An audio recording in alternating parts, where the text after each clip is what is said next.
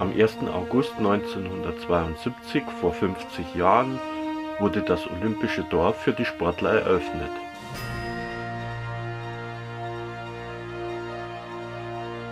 Olympia der kurzen Wege.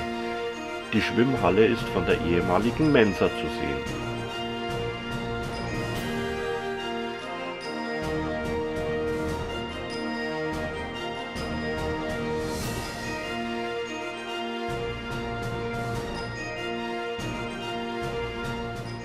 Wir befinden uns hier im Olympischen Frauendorf und ich darf hier überhaupt nicht rein, weil ich lange Haare habe. Hinter mir sehen Sie 3 dieser kleinen Bungalows, in denen früher die Athletinnen gewohnt haben und in denen heute Studenten wohnen.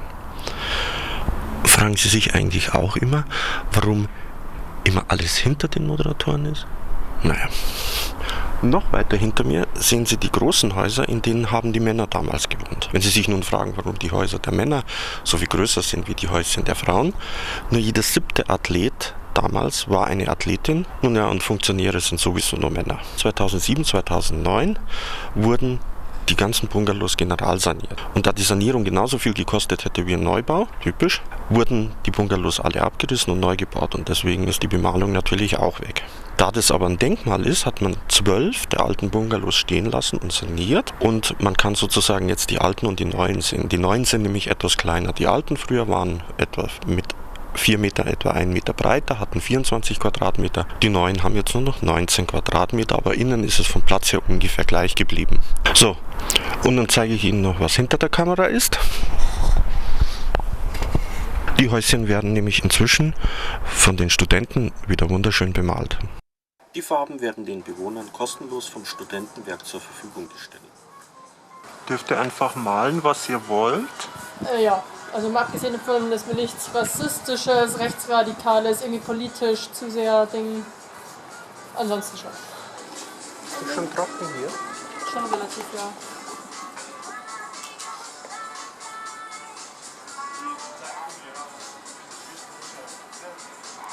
Bilder aus dem Internet, die ich halt dann da einzeln aufgezeichnet habe. Aber klar, ich mir Gedanken gemacht, was etwa drauf soll.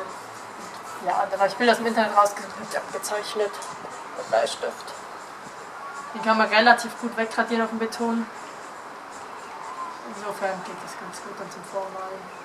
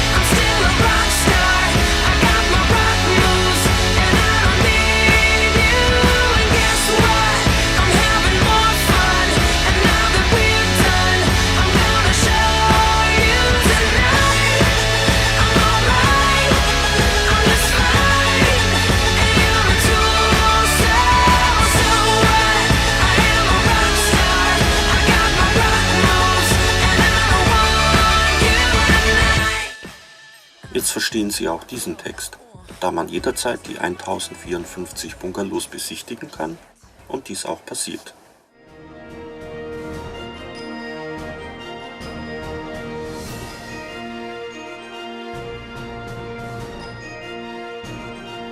Der automobile Zugang des Herrendorfs geschieht unterhalb der Häuser als Tiefgarage mit Straßen.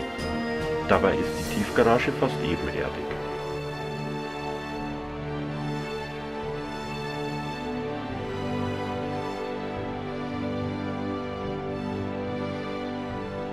Hier gibt es ausreichend Stellplätze, wobei einige die Länge der Stellplätze leicht überschätzen.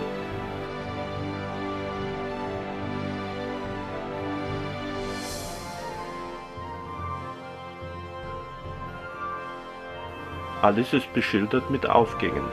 Es gibt Kreuzungen und mehrere Ein- und Ausfahrten. Auch der Edeka aus der Ladenpassage wird hier unten beliefert.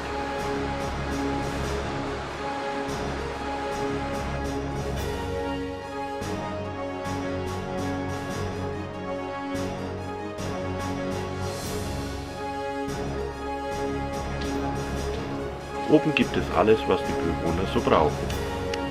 Die Versorgungsleitungen sind farbig und helfen bei der Orientierung.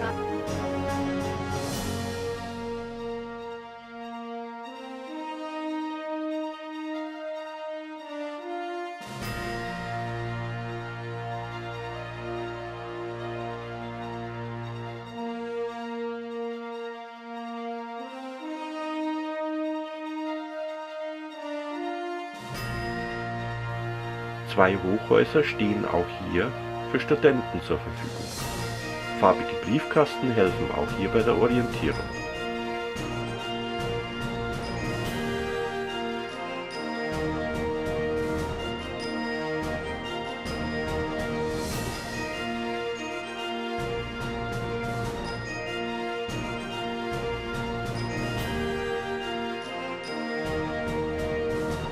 Ob es Absicht der Planer war, dass die Männer auf dem Weg zu den Olympischen Sportstätten im Prinzip durch das Frauendorf durch mussten, ist nicht überliefert.